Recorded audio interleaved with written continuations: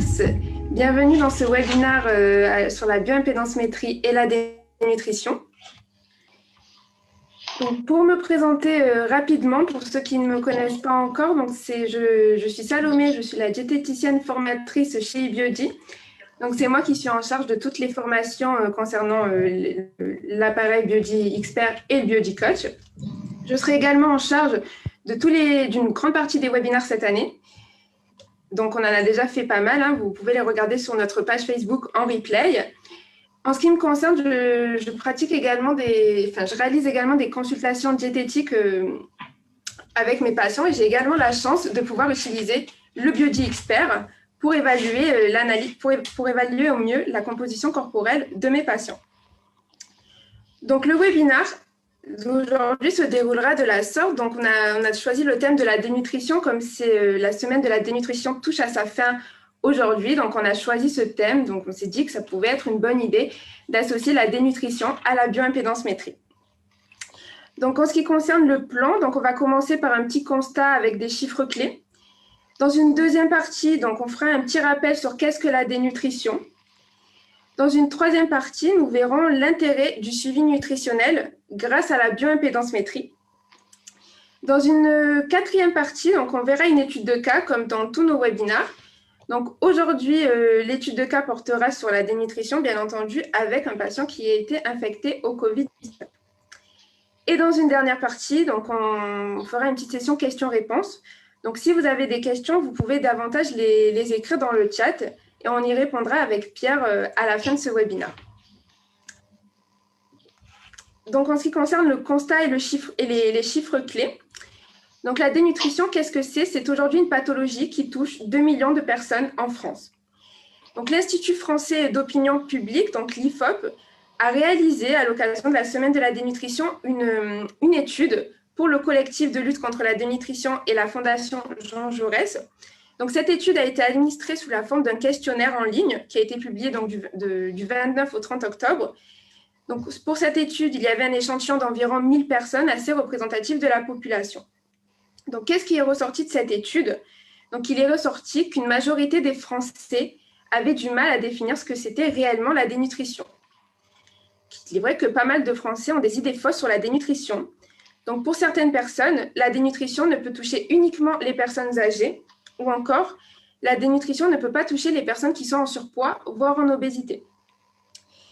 Il est ressorti également que beaucoup de Français confondent la malnutrition de la dénutrition. Donc, pour beaucoup de personnes, la dénutrition, c'est uniquement mal se nourrir.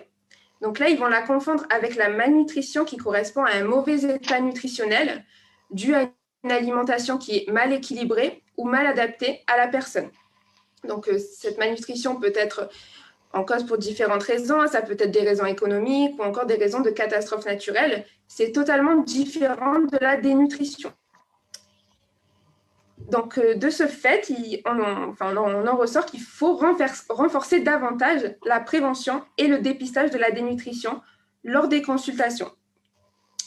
C'est-à-dire que cette prévention et ce dépistage n'est pas systématiquement fait aujourd'hui lors des consultations. Et il y a encore beaucoup de personnes en France qui normalisent le fait que ce soit normal de maigrir quand on est atteint d'une maladie grave. D'autant plus que les personnes dénutries sont aujourd'hui plus vulnérables à l'infection au Covid-19 et aux formes les plus graves du coronavirus. Donc, ce qui est important de savoir, c'est que cette dénutrition peut toucher tout le monde. C'est-à-dire que ça peut être les personnes âgées, les personnes en situation de précarité, les personnes qui sont atteintes d'une maladie chronique, les personnes en sous-poids, les enfants ou encore les personnes en surpoids. Donc, c'est pour cela qu'il faut renforcer cette prévention et le dépistage de cette dénutrition afin de pouvoir prendre en charge le plus tôt possible la dénutrition. Donc, ce qui est également ressorti de l'étude, c'était que plus de 50% des Français ne s'étaient pas pesés dans le dernier mois écoulé, ou encore que 8 à 10% des Français ne se pèsent jamais. Donc là, ici, ça représente vraiment un véritable problème puisque la recommandation sanitaire recommande de surveiller régulièrement son poids afin de dépister une dénutrition. Donc la dénutrition, qu'est-ce que c'est? Donc un petit rappel, une dénutrition, c'est avant tout une maladie silencieuse Donc, qu'est-ce que ça va entraîner? Donc, la dénutrition résulte d'un déséquilibre entre les apports et les besoins de l'organisme. Donc, on va avoir un bilan énergique ou protéique négatif. Donc, ce déséquilibre va entraîner des pertes tissulaires et musculaires qui sont involontaires, bien évidemment, et ces pertes vont avoir des conséquences fonctionnelles et organiques qui sont délétères pour la santé de la personne. Donc, on distingue deux types de dénutrition. Donc, on a la première dénutrition qu'on va appeler la dénutrition exogène. Cette dénutrition, elle est due par une réduction des apports alimentaires. C'est une dénutrition assez globale. Et dans cette dénutrition, nous allons avoir une diminution très importante de la masse maigre, mais également de la masse grasse. Cette diminution va être d'autant plus importante que les carences alimentaires sont importantes. La deuxième dénutrition, c'est la dénutrition endogène. Donc, cette dénutrition, elle est plus provoquée par l'hypermétabolisme de la personne. Donc, cette dénutrition est plus caractéristique des états d'agression. C'est-à-dire qu'on va retrouver cette dénutrition chez des grands brûlés, chez des personnes qui ont un syndrome inflammatoire très important, dans les suites d'une chirurgie lourde. C'est-à-dire qu'à ce moment-là, les besoins des personnes sont augmentés et il va y avoir un déficit calorique qui va se créer entre ce que la personne apporte et ses besoins. C'est à ce moment-là que la dénutrition va s'installer chez ces patients. Donc, lors de cette dénutrition endogène, nous allons avoir une perte de masse musculaire qui est très rapide. Donc, en ce qui concerne les situations à risque de dénutrition, donc elles sont multiples. Donc, on va à toutes les personnes qui ont des pathologies chroniques, donc que ce soit des cancers, des cirrhoses évoluées, par exemple, des personnes qui ont des pathologies qui entraînent une malabsorption ou une maldigestion, les personnes qui ont des insuffisances rénales, des insuffisances cardiaques, tout ça, ça va entraîner un risque de dénutrition. La dénutrition, c'est également la conséquence des traitements lourds. Donc, toutes les personnes qui sont traitées sous chimiothérapie ou sous radiothérapie, là, il va avoir un risque de dénutrition qui est très important. Les personnes qui ont des difficultés au niveau de la psychosocio-environnementale, donc un isolement social souvent chez les personnes âgées, les difficultés financières, tout ça, ça peut également entraîner une dénutrition. Les troubles bucco-dentaires, donc ça, on n'est plus chez les personnes âgées, les troubles de la déglutition, les troubles psychiatriques, les syndromes démentiels, donc tout ce qui est maladie d'Alzheimer, on va avoir un effet important de dénutrition. Les personnes qui ont une polymédication ou qui ont des traitements médicamenteux à long terme, donc ici, les prises alimentaires sont rendues un petit peu plus compliquées.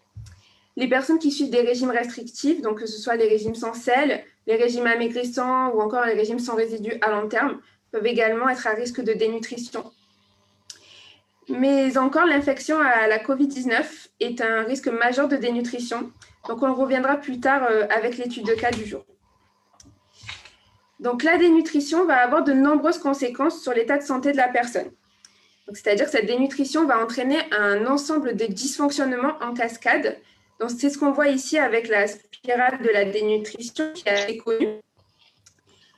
Donc, après, tout ce qui est amaigrissement, asthénie, donc la première conséquence de cette dénutrition, ça va être une diminution des capacités immunitaires. C'est-à-dire que l'organisme va avoir beaucoup de mal à se défendre des infections lorsqu'elles surviennent. Donc, pour faire face à ces infections, l'organisme va en quelque sorte mobiliser ses réserves protéiques pour résister à ces infections. Mais étant donné que les réserves protéiques sont très affaiblies chez les personnes dénutries, donc c'est la masse musculaire qui va être entamée et qui va provoquer un moins bon équilibre de la personne et qui va augmenter le risque de chute par la suite, donc le risque de fracture. Les carences alimentaires, donc ce soit en protéines, vont également influencer les troubles cognitifs, mais également favoriser l'apparition de pathologies qui peuvent être plus ou moins graves. Donc, à terme, cette dénutrition va entraîner une perte d'autonomie qui peut être partielle ou totale chez les personnes. Cette perte d'autonomie va par la suite favoriser la survenue d'escarres, et ces escarres peuvent conduire à l'invalidité de la personne. Bien sûr, la forme la plus grave de cette dénutrition, c'est le décès de la personne. Donc, pour éviter tout cela, il faut vraiment intervenir le plus tôt possible. Le diagnostic de la dénutrition chez l'adulte va nécessiter la présence d'au moins un critère phénotypique et un critère étiologique. Donc, ces critères ont été parus dans la dernière publication de la Haute Autorité de Santé qui a été publiée en novembre 2019. Donc, au niveau des critères phénotypiques, on va plus retrouver tout ce qui est perte de poids. Donc, une perte de poids supérieure à 5% en un mois ou supérieure à 10% en 6 mois, ou toute perte de poids supérieure à 10% par rapport au poids habituel avant le début de la pathologie. Ça va être un premier critère phénotypique. L'IMC, donc un IMC inférieur à 18,5 chez l'adulte, et une réduction quantifiée de la masse et ou de la fonction musculaire. Donc, on reviendra plus tard sur cet indicateur que nous pouvons évaluer grâce à la bioimpédance-métrie. Les critères étiologiques, donc ça va être dans un premier temps une réduction de la prise alimentaire. Donc, cette réduction va être supérieure à 50% pendant plus d'une semaine, ou toute réduction des apports par rapport aux besoins protéino-énergétiques pendant plus de 2 semaines. Ça peut être également une absorption réduite, les pathologies qui provoquent une malabsorption, une maldigestion, ou toute situation d'agression qui va provoquer un hypercatabolisme chez la personne. Donc ça, ce sont les critères phénotypiques et les critères étiologiques. Une fois que le diagnostic de dénutrition est établi, il est recommandé d'en déterminer sa sévérité. C'est-à-dire qu'une dénutrition peut être soit modérée, soit sévère. Donc, on a des critères qui différencient les deux dénutritions. Donc, en ce qui concerne la dénutrition modérée, donc on va toujours retrouver l'IMC. Donc, ça va être un IMC entre 17 et 18. Une perte de poids qui est supérieure à 5% en un mois ou supérieure à 10% en 6 mois. Et le critère de l'albumine. Donc, une albuminémie inférieure à 35 mais supérieure à 30 dans une dénutrition modérée.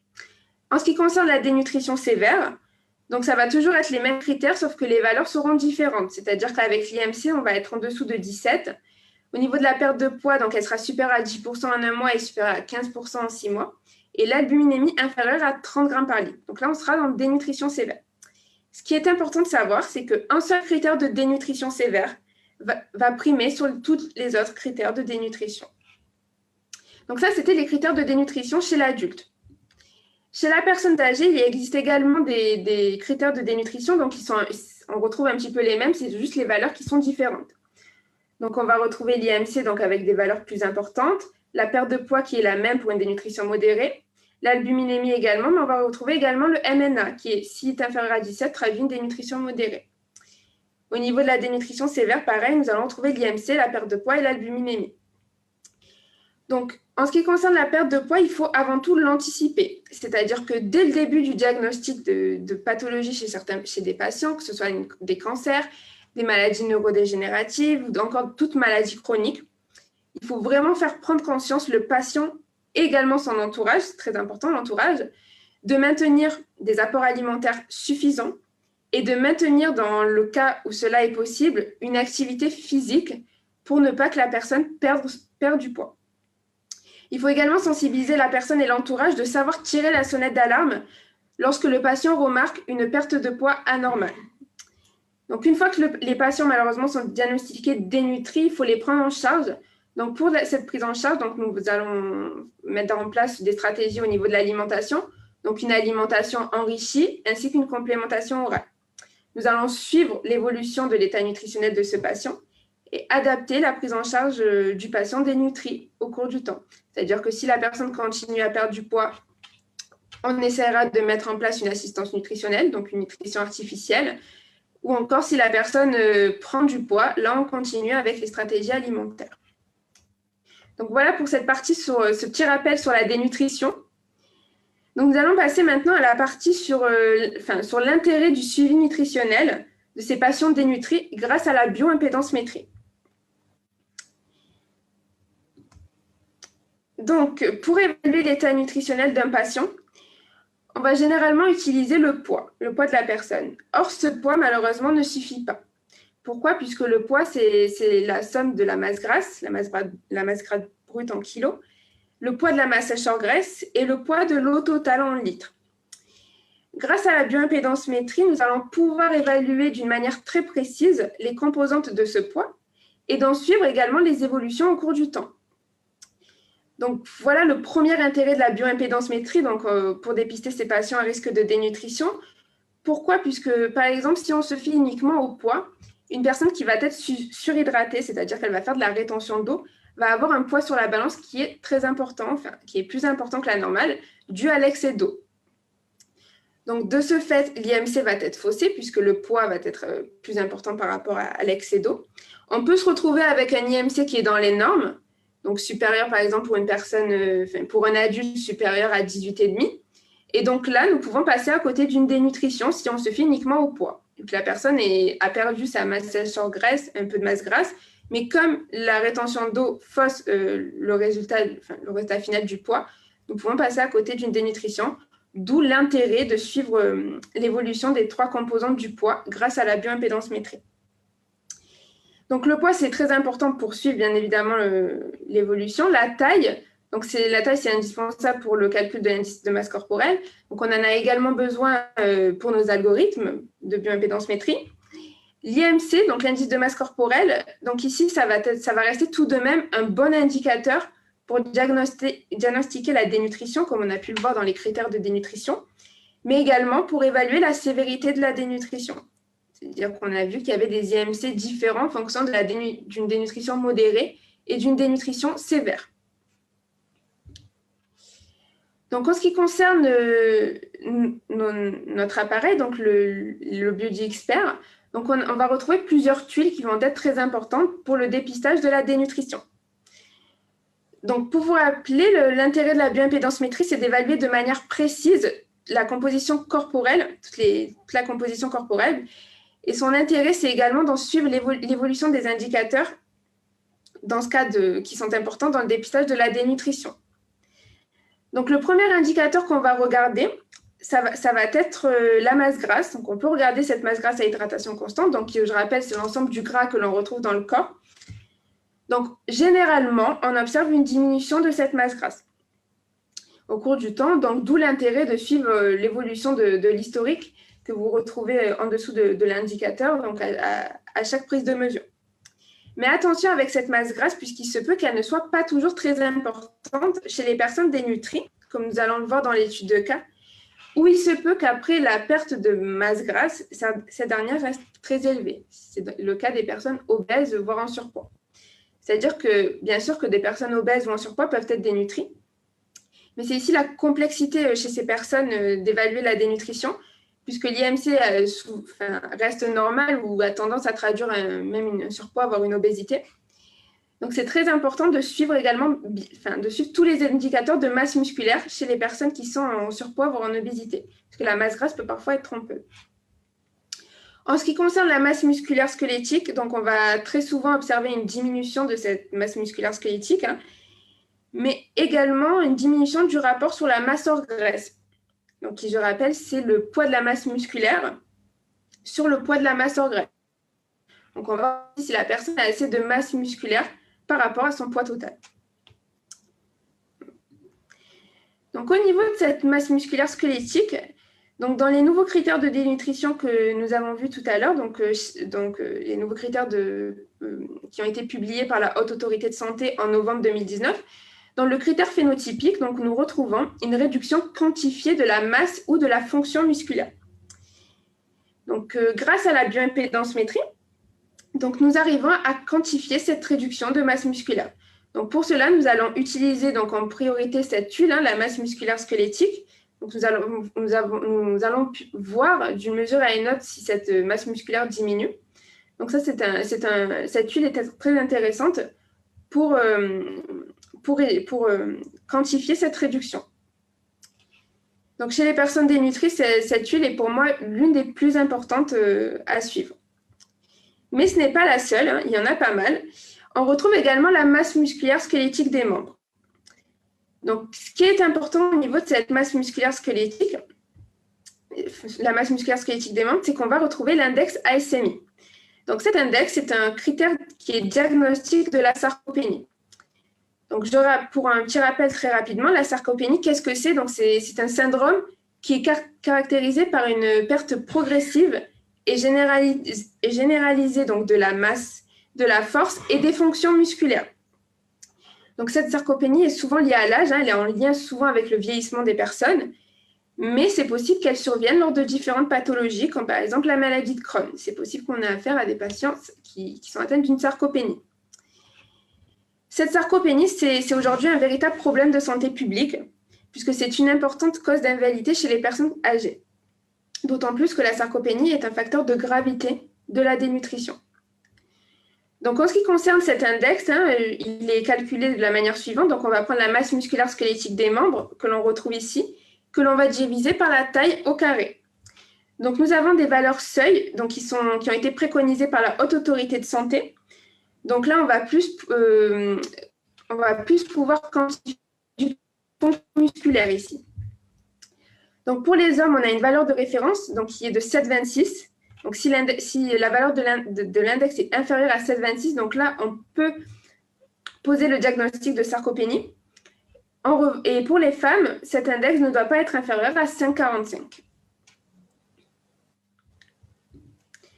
En ce qui concerne l'indicateur de la masse hors graisse, donc il est aussi très important. Donc, au niveau de cette masse hors graisse, on va retrouver l'index FFMI. Donc, c'est l'indice de masse maigre. Donc, cet index est similaire à l'indice de masse corporelle, l'IMC.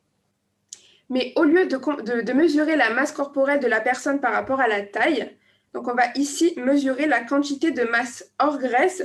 Donc, la masse hors graisse, que je le rappelle, c'est l'ensemble des protéines, des minéraux et l'eau totale du corps. Donc, on va mesurer cette quantité de masse hors graisse par rapport à la taille d'une personne.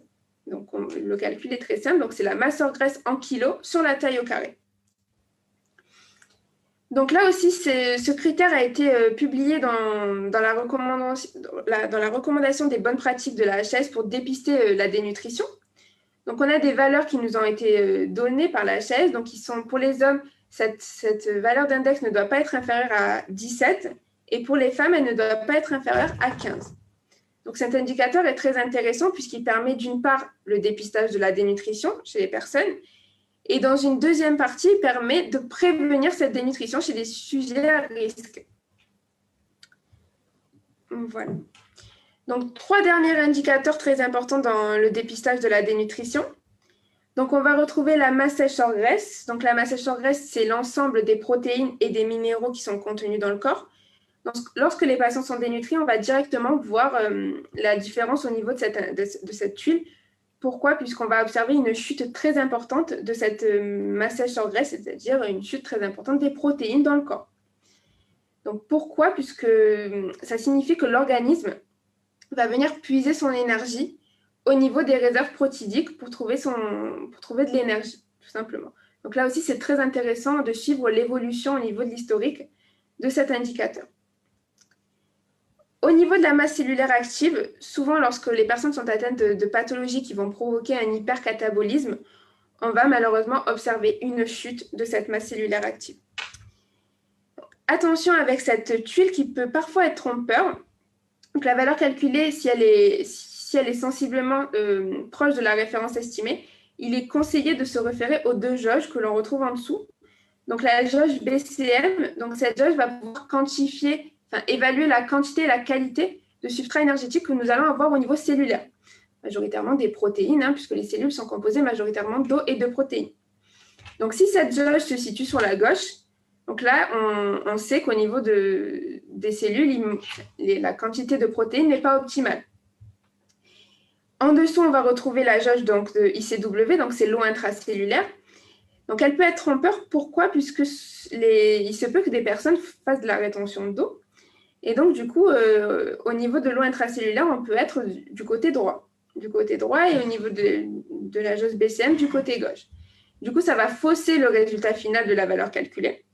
Donc, voilà pourquoi il est très intéressant de ne pas se fier uniquement à cette valeur calculée qu'on retrouve ici, mais de vérifier vraiment où se situent les 2 curseurs au niveau des jauges.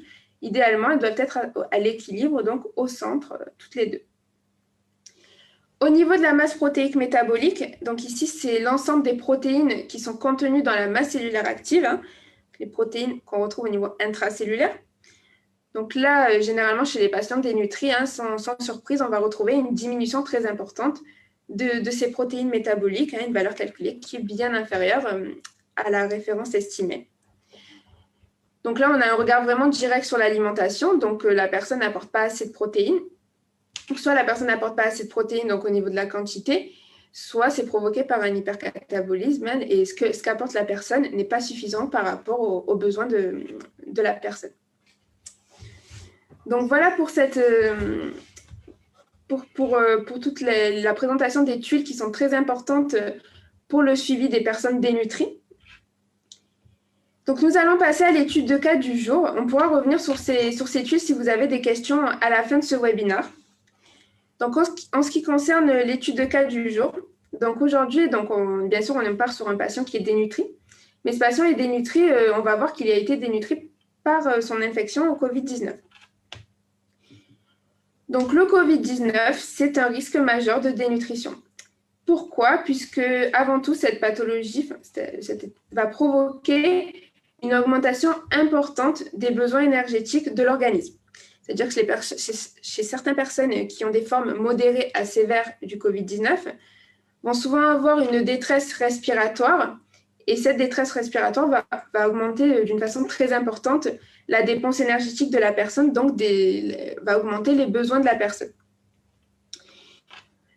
D'autre part, le Covid-19 est une maladie inflammatoire, et cette maladie inflammatoire va provoquer bien sûr un hypercatabolisme.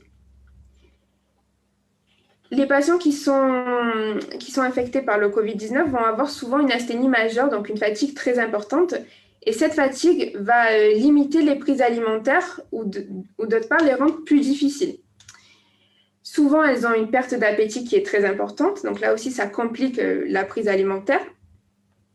On va souvent avoir une perte d'odorat, une perte de goût ou encore des problèmes digestifs qui là aussi peuvent compliquer les prises alimentaires. C'est ce qu'on va avoir chez cette patiente. Donc ce cas nous vient d'Amérique du Sud. C'est un docteur qui travaille en Amérique du Sud qui nous a fait parvenir ce cas. Donc cette patiente, donc Madame R, donc âgée de 67 ans. Donc bien sûr, comme je vous l'ai dit, elle a eu une infection au Covid-19 donc en avril 2020, donc lors de la première vague de l'épidémie. Donc, au niveau des symptômes, c'était assez complet. Malheureusement, elle avait une asthénie donc, très importante. Elle avait également des difficultés respiratoires, beaucoup de fièvre, une perte d'appétit très importante qui ont été à l'origine d'une perte de poids.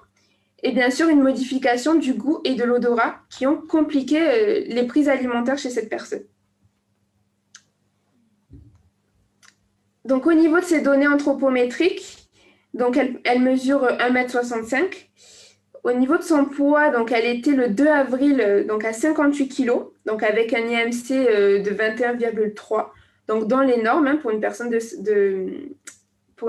67 ans. Donc elle avait un état nutritionnel assez satisfaisant. Au niveau de son poids après l'infection en Covid-19, donc le 5 mai, donc un mois après, donc on remarque que son IMC, donc, son poids est passé à 54 kg, donc une perte de 4 kg entre les deux périodes. Son IMC est passé à 19,8. Bon, ça reste quand même un état nutritionnel satisfaisant. L'IMC traduit quand même un état nutritionnel satisfaisant. Mais ici, on ne va pas se fier à l'IMC. Donc, ce qu'on va regarder, c'est la perte de poids totale. Donc, on remarque une perte de poids de 4 kg, ce qui représente 6,9% par rapport à son poids habituel en un mois. Donc là, on retrouve un critère de dénutrition, comme on a pu le voir dans les premières parties. Donc, cette perte de poids est supérieure à 5% en un mois. Donc, ça traduit bien une dénutrition modérée. Donc, ce qui est important, de savoir, c'est que toute perte de poids doit alerter. Et perte de poids rapide, comme on vient de voir ici, donc 4 kg en un mois, c'est assez énorme. Donc, toute perte de poids rapide signifie généralement une perte importante de masse musculaire, comme nous allons le voir avec cette personne. Donc, on a pu évaluer les ingestats. Donc, ces ingestats ont été évalués à 1100 calories pendant son infection. Donc, c'est une alimentation qui est très hypoénergétique et hypoprotidique. Là, on reviendra après sur ses besoins. On a pu calculer grâce à la bioimpédance-métrie. Donc, cette personne a perdu l'appétit, donc ce qui explique que son alimentation soit très pauvre en énergie et en protéines. Donc, pour pallier à tout ça, donc on a pu quand même lui donner quelques conseils à cette patiente. Elle a été prise en charge puisqu'elle a été hospitalisée, donc elle a pu être prise en charge. Donc, ce qu'on a mis en place, c'est d'augmenter l'apport énergétique et protidique, donc c'est-à-dire de favoriser les aliments protidiques, donc tout ce qui est viande, poisson, œufs, produits laitiers, donc, et de favoriser également les aliments énergétiques. Donc, on a pu également proposer à cette patiente des aliments qui étaient faciles à manger Et on a adapté la texture, puisque lorsque le goût et l'odorat sont altérés, ça rend les prises alimentaires plus compliquées. Donc, on a pu adapter transitoirement les textures afin de favoriser la prise alimentaire chez cette patiente. On a bien évidemment enrichi l'alimentation, c'est-à-dire qu'on lui a, on a enrichi déjà ses plateaux repas et on lui a également donné des compléments nutritionnels oraux pour pallier cette perte de poids. On a fractionné l'alimentation. Pourquoi? Puisque les personnes qui sont dénutries ont souvent très peu d'appétit. Donc, on va leur conseiller de fractionner l'alimentation, c'est-à-dire de faire 3 repas assez normaux et de compléter ces repas par des collations. Donc, en général, 3 collations, une le matin, une l'après-midi, une en début de soirée, afin de favoriser la prise alimentaire. Et bien sûr, on a conseillé à cette patiente de se mobiliser afin d'éviter une trop grande perte importante de masse sèche hors graisse. Donc, on a pu suivre cette patiente grâce à la bioimpédance-métrie.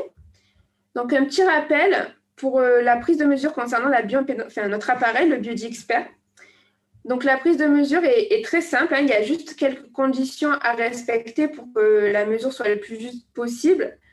Donc, la personne va être assise sur une chaise non métallique. Donc, elle va ramener sa jambe droite vers l'intérieur, soulever légèrement son talon droit du sol. La mesure se fait toujours du côté droit, même pour les gauchers. La personne va humidifier donc, les 4 électrodes du Biodie Expert, les doigts de sa main droite, ainsi que l'arrière de son pied droit, de sa cheville droite. Donc, elle va, une fois que son dos sera bien droit, donc la personne en position va venir positionner le Biodie donc, sous les malléoles du pied droit. Une fois que le talon est légèrement décollé du sol, elle va appuyer et rester appuyée jusqu'au 2e son. Donc, on peut également faire avec notre appareil des mesures en position allongée. Donc, je vais vous montrer une petite vidéo pour vous montrer comment cette prise de mesure peut se faire en position allongée. Donc, on pense bien humidifier les 4 électrodes. On humidifie à l'aide de lingettes bébé pour bien hydrater donc la peau, les doigts de la main droite et l'arrière de la cheville droite.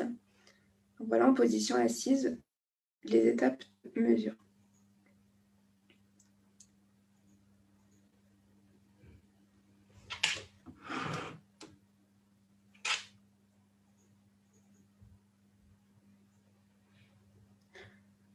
Voilà, donc on humidifie bien également pour désinfecter. Donc la prise de mesure en position allongée est tout à fait possible.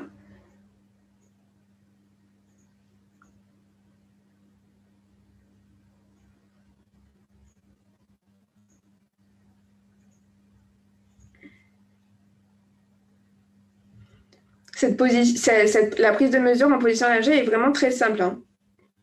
Voilà. Donc, on pourra revenir dessus si vous avez des questions à la fin de ce webinaire sur les conditions de prise de mesure en position allongée. Donc, pour revenir à notre patiente, donc on a pu avoir la synthèse donc avant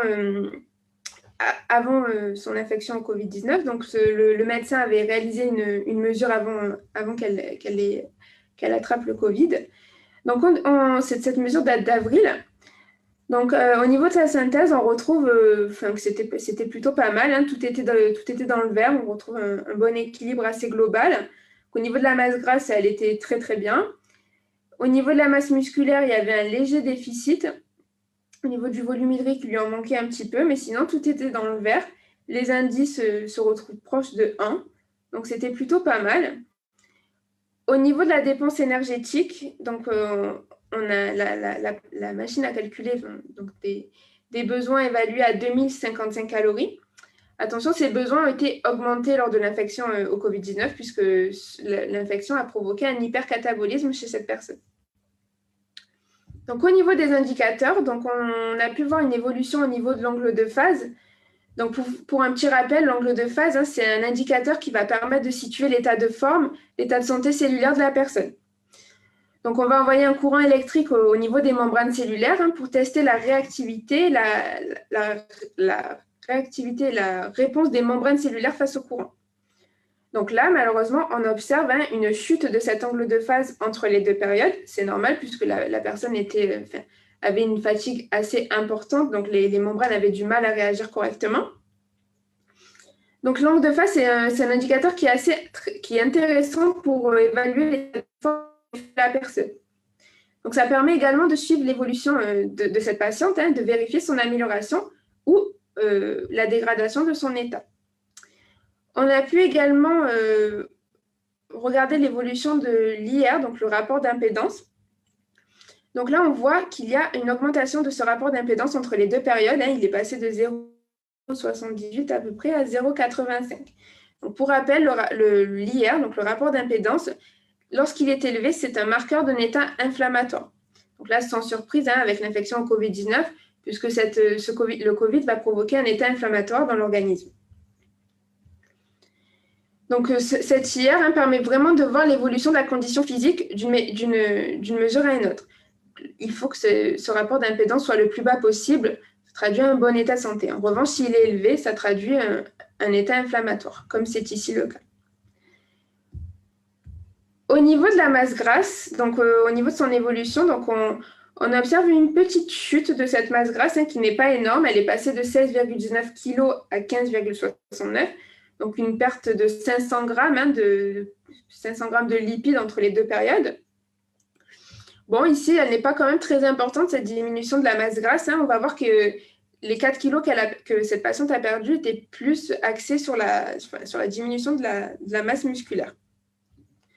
Si on regarde l'étude de la masse musculaire squelettique entre les deux périodes, donc là, on observe une chute. Sa masse musculaire est passée de 20,04 à 18,12. Et ici, nous pouvons quantifier la réduction de la masse ou de la fonction musculaire, comme nous pouvons retrouver dans les indicateurs dans les critères qui ont été préconisés par la Haute Autorité de Santé.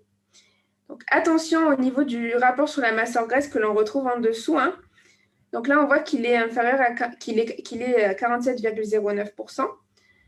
Donc, les valeurs pour les femmes, donc ce rapport ne doit pas être inférieur à 49%. Sinon, ça traduit que la personne n'a pas assez de masse musculaire. Lors de la première période, il était de 49%.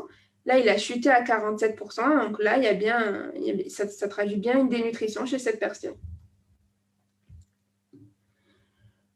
Au niveau de la masse musculaire squelettique des membres, donc là aussi, on observe une chute. Donc cette masse musculaire est passée de 15,23 à 14,17%. Ce qui est intéressant au niveau de cette chute, comme je vous ai dit tout à l'heure, c'était l'index ASMI, l'index qui permet de diagnostiquer la sarcopénie. Donc, la limite inférieure chez les femmes est de 5,45. Ici, on voit bien que lors de la première période, elle était 5,59. Et elle est passée à 5,20%, donc bien inférieure à la limite. Donc là, chez cette personne, ça traduit une sarcopénie qui, comme je l'ai dit tout à l'heure, était un facteur qui aggravait la dénutrition. Donc cet index, lui, permet véritablement de quantifier la réduction de la fonction musculaire, que l'on retrouve dans les critères phénotypiques qui sont préconisés par la Haute Autorité de Santé. Au niveau de la masse sèche hors graisse, donc là, on observe également sans surprise une chute, ce sont les protéines et les minéraux qui sont contenus dans le corps. Là, on observe une chute, une diminution importante entre les deux. Donc, cette masse sèche hors graisse est passée de 11,78 à 10,18 kg entre les deux périodes, ce qui représente une diminution de 1,6 kg entre les deux périodes. C'est assez conséquent. Là, on va avoir des conséquences sur l'état de santé de la personne. Pourquoi? Puisque cette diminution de cette masse sèche en graisse signifie que l'organisme vient puiser son énergie au niveau des réserves protidiques pour satisfaire les besoins énergétiques journaliers.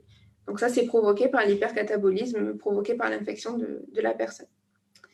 Donc bien sûr, cette diminution de cette masse sèche en graisse a des conséquences sur l'état de santé de la personne, comme nous avons pu le voir dans la première partie, au niveau de la spirale de la dénutrition. Donc ça va affaiblir l'organisme, avoir une diminution des défenses immunitaires, un risque de chute augmenté. Les conséquences sont assez importantes. Au niveau de la masse hors graisse, donc je le rappelle, c'était l'eau totale, les protéines et les minéraux qui sont contenus dans le corps. Donc là aussi, on retrouve une chute, puisque les protéines, bien évidemment, ont chuté.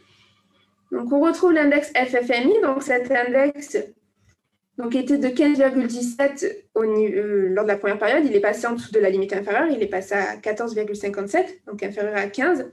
Donc là, ce critère est un critère de dénutrition qui est préconisé également encore par la Haute Autorité de Santé.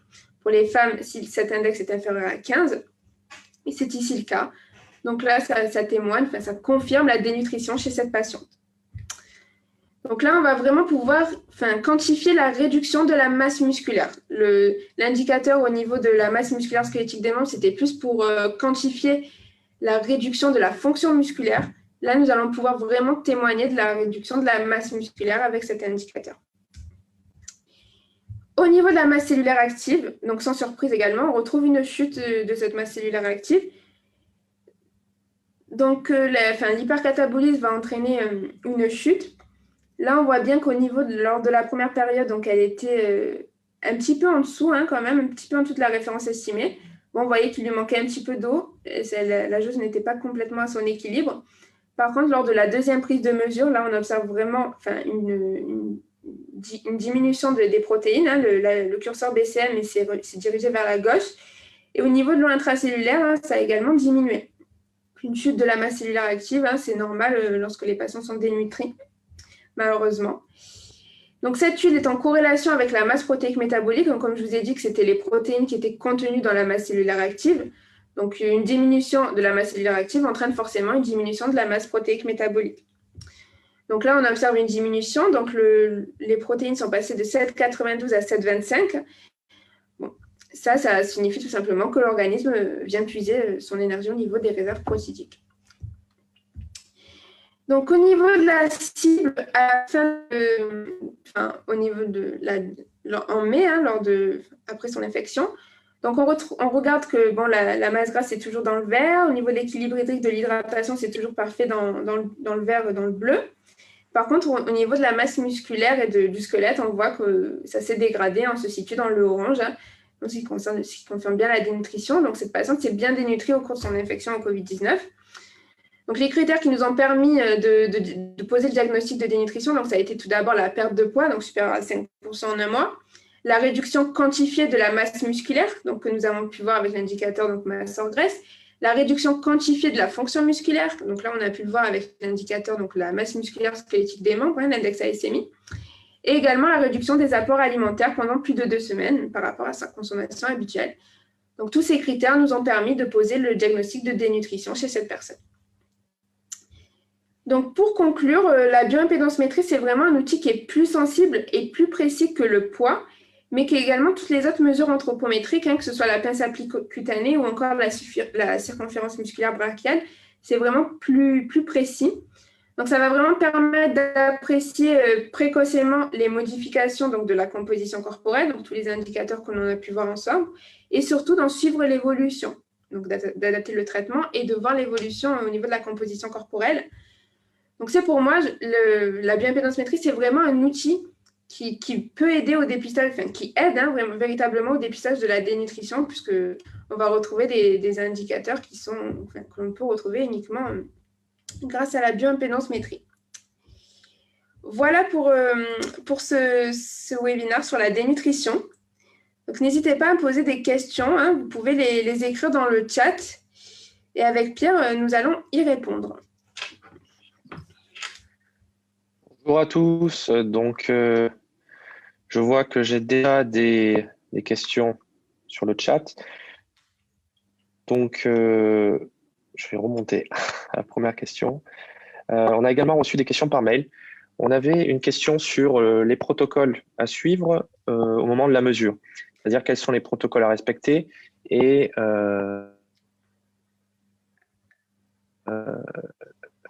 les grandes règles, mais durant le matin ou en fin de journée. Alors oui, donc pour cela, j'ai pu préparer cette question également. Donc il y a pas mal de précautions qui sont à prendre en compte avant d'effectuer la mesure. Pourquoi? Puisque les impédances du corps vont tout simplement varier au cours de la journée.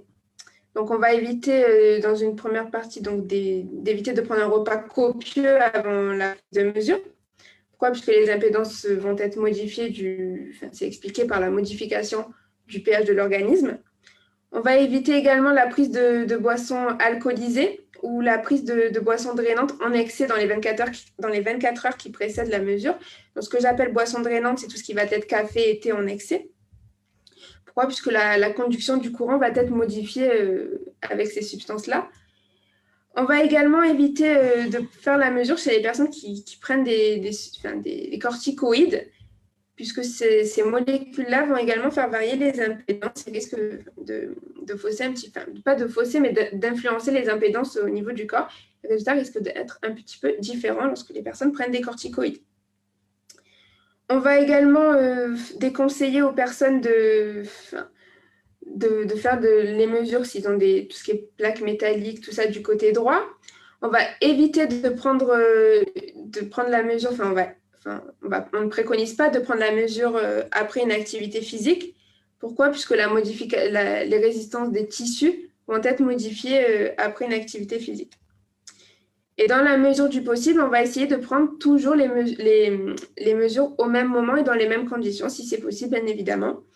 Pourquoi? Puisque, comme je vous ai dit tout à l'heure, que les impédances du corps vont varier au cours de la journée. C'est-à-dire que si un jour on prend la mesure le matin, on risque de ne pas avoir les mêmes impédances le soir. Et ce sont ces impédances qui vont être placées dans les algorithmes. Et on risque d'avoir un petit peu des résultats différents entre les deux mesures. On va respecter également les conditions de température. Si une personne a été exposée à une forte chaleur avant la prise de mesure, donc on va attendre un petit peu avant de lui faire la mesure. Voilà, et on déconseille de faire des mesures sur des femmes enceintes, encore les personnes qui sont porteurs d'un dispositif cardiaque de type pacemaker. Voilà pour l'ensemble des précautions qui sont à prendre en compte avant d'effectuer les mesures. Alors, j'avais également une autre question sur le gant. En fait, on nous demandait pourquoi le gant a été utilisé pour la mesure allongée. Pourquoi le médecin a mis un gant pour la mesure tout à l'heure? Donc, c'est tout simplement pour ne pas fausser les résultats et pour limiter les infections, tout simplement. D'accord. Donc, je vois une autre question. Si la personne âgée avec des escarres chevilles, comment faire?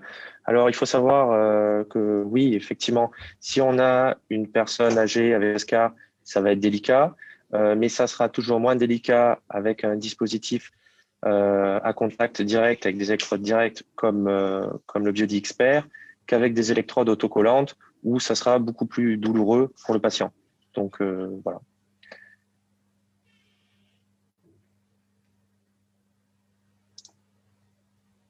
Peut-on prendre la mesure sur une femme allaitante?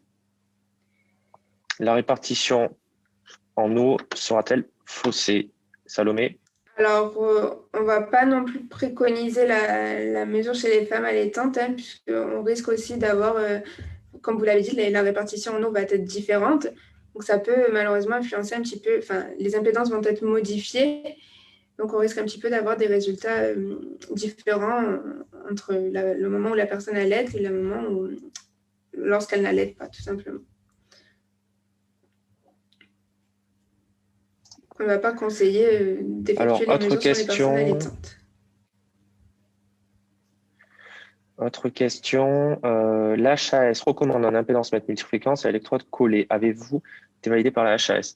Alors, très très bonne question. Donc, les dispositifs en bioimpédancemétrie sont en général validés versus DEXA, comme l'a été le nôtre. Nos dispositifs sont au niveau des mesures assises en corrélation avec les mesures en position allongée, c'est-à-dire avec un placement standard des électrodes correspondant aux critères retenus par la HAS. En revanche, il existe d'autres dispositifs, d'autres fabricants où on peut positionner, ça sera à peu près identique, mais on ne positionne pas exactement les électrodes au même endroit.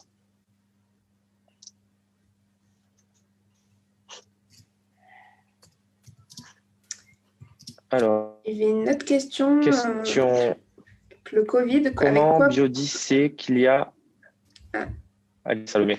Alors, juste avant, j'avais une question par rapport au Covid. Donc, avec quoi peut-on laver le Biodie Expert? Donc, on peut utiliser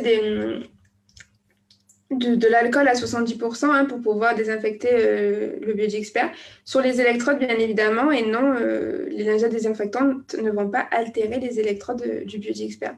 Il n'y a aucun souci avec ça. Alors, comment le biodie sait qu'il y a un hypercatabolisme avec une augmentation des besoins énergétiques? Alors non, malheureusement, le biodie expert ne sait pas que la personne a un hypercatabolisme. Donc, il va juste, quand il propose le calcul de la dépense énergétique, donc là, ça va être un calcul très simple. Là, ça va être le métabolisme de base qu'on va multiplier par un coefficient du niveau d'activité. Pour le calcul du métabolisme de base, donc on utilise la formule d'Harris et Bénédicte. Donc non, le biodie expert ne sait pas qu'il y a un hypercatabolisme. Ça, c'est après à nous, aux diététiciennes, d'évaluer cet hypercatabolisme et de rajouter un facteur d'agression pour pouvoir avoir les besoins de la personne qui sont augmentés par l'hypercatabolisme.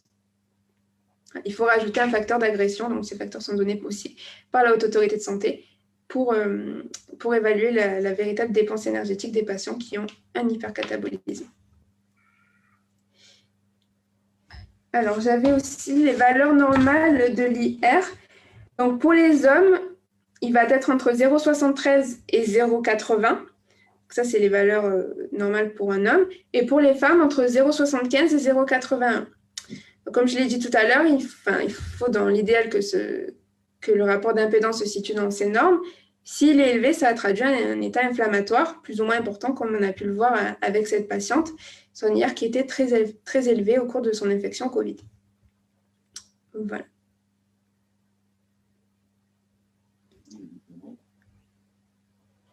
À partir de quelle valeur, donc là j'ai répondu également, à partir de quelle valeur le rapport d'impédance est-il mesuré comme élevé? Donc, comme je l'ai dit, à partir de 0,81 pour les femmes et 0,81 pour les hommes. Une autre question, les masses sont-elles mesurées indépendamment des fluides? Alors, très très bonne question, Stanislas. Notre dispositif, donc le biodie expert, est un dispositif multi-algorithme. Qui dit dispositif multi-algorithme, différents algorithmes, donc un algorithme pour la masse en graisse, un algorithme pour l'eau extracellulaire, un algorithme pour d'autres paramètres. Donc, ça pourra faire l'objet d'un autre webinaire sur les technologies multi- et mono-algorithmes. Effectivement, il est important pour gagner en précision d'avoir un système qui est multi-algorithme, car il existe d'autres systèmes qui ont qu'un algorithme. Et là, alors, ça peut avoir des conséquences très importantes au niveau des fluides. Alors, une autre question. Chez l'enfant ou l'adolescent, les valeurs sont plus souvent basses, voire erronées. À partir de quel âge peut-on être sûr de la mesure? Donc, c'est après la puberté, donc à partir de 16 ans, les algorithmes vont être adaptés pour les adolescents. En dessous, nos algorithmes ne sont malheureusement pas encore adaptés pour les personnes pour les enfants en dessous de 16 ans. Alors, ne pas prendre des mesures sur une chaise avec du métal, mais coucher la table à du métal. Alors, oui, la table a peut-être du métal, mais ce qu'on recommande, il ne faut pas que la personne soit en contact avec du métal. C'est-à-dire qu'il ne faut pas que ses jambes ou ses bras touchent du métal. Là, la personne ne touchait pas du métal, donc aucun problème. Le métal ne va pas conduire le courant chez cette personne, donc aucun souci avec la table qui possède du métal. Autre question, au niveau d'un patient qui aurait une déformation des doigts gênant la prise en main de l'appareil. Alors là, c'est une question de Dufour. Là, dans ces cas-là, aucun problème. On va faire comme on l'a vu dans la position allongée. On va prendre, donc l'opérateur va prendre des gants pour accompagner le patient dans la prise de mesure. On appuiera simplement sur la main du patient avec les gants. Ça prendra quelques secondes et ça permettra de réaliser la mesure. Autre question, Salomé, Stanislas, comment mesurer chez un patient amputé des deux jambes sous le genou? Alors, malheureusement, dans ces cas-là, ça ne sera pas possible de réaliser la mesure. Et le problème, Stanislas, au-delà de la mesure, sera au niveau du poids, parce qu'il faudra aussi peser le patient amputé des deux jambes. Et les algorithmes, les équations de régression, nous y reviendrons tout à l'heure, sont adaptés aussi par rapport à des personnes sur une physiologie normale avec deux jambes. Voilà. Donc voilà pour vous répondre. Dans ces cas-là, ça ne sera pas adapté.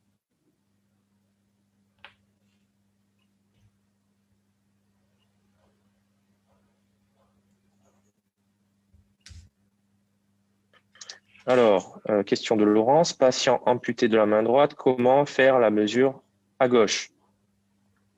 Alors, ce n'est pas quelque chose que l'on recommande. Je tiens à insister sur ce point-là. Le dispositif a été conçu pour faire des mesures de la main droite et sur le pied droit. En revanche, sur des situations très exceptionnelles, on pourra vous expliquer comment faire une mesure du côté gauche. Mais je dis bien très exceptionnel, puisque le dispositif est fait pour faire des mesures de la main droite. En revanche, ça fonctionnera très bien du côté gauche.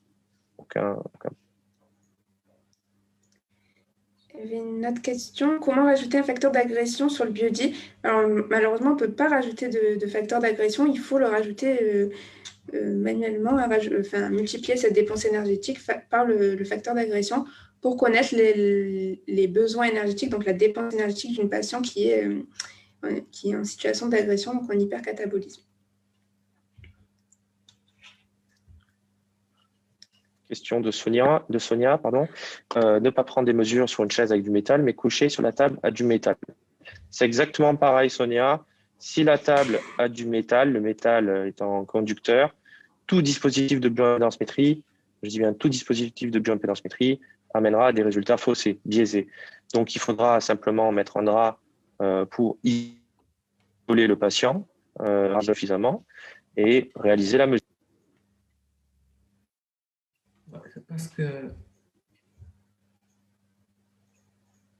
Voilà, je pense qu'on a d'autres questions. On y répondra par mail. Il va être 14 heures. Donc, je vois d'autres questions. Dans une question de Stanislas sur si l'outil a été testé sur des personnes dans les pathologies de surcharge. Oui, effectivement, on a un certain nombre de services. Donc, ça peut être des services d'obésité, de gastro ou des structures pour des personnes en surcharge pondérale, en obésité même morbide, qui utilisent l'outil. Donc, oui, il est utilisé. Voilà. Après, voilà, on a également le comparatif d'EXA. On pourra vous donner plus d'informations. L'étude de validation, oui, revenez vers nous par mail. On vous enverra tout ça. On vous enverra plus d'informations. Je suis désolé, on ne pourra pas répondre à toutes les questions. Là, je vois qu'on est surchargé. On a une quinzaine de questions supplémentaires. On devait terminer à 14 heures. Simplement, pour conclure, au niveau de la question qui a été posée sur le placement des électrodes, ce qui est important en bioimpédancemétrie, c'est d'avoir un placement des électrodes qui soient sur des algorithmes validés et le placement des électrodes avec des électrodes filaires en général. Il faut placer sur certaines zones et un décalage de quelques centimètres avec des électrodes autocollantes peut faire varier les résultats. Donc, au niveau du Biodie Expert, le gros avantage, ça va être d'avoir toujours la même zone, la même surface de contact pour la prise de mesure. Ça va amener une grande facilité pour le praticien et un risque moindre de biaiser les résultats au moment de la pose des électrodes. Voilà, donc nous vous remercions pour votre participation à ce webinaire. N'hésitez pas à continuer à poser vos questions. Et si vous avez des idées d'autres thématiques sur la bioimpédancemétrie, faites également des suggestions. On est là à votre écoute.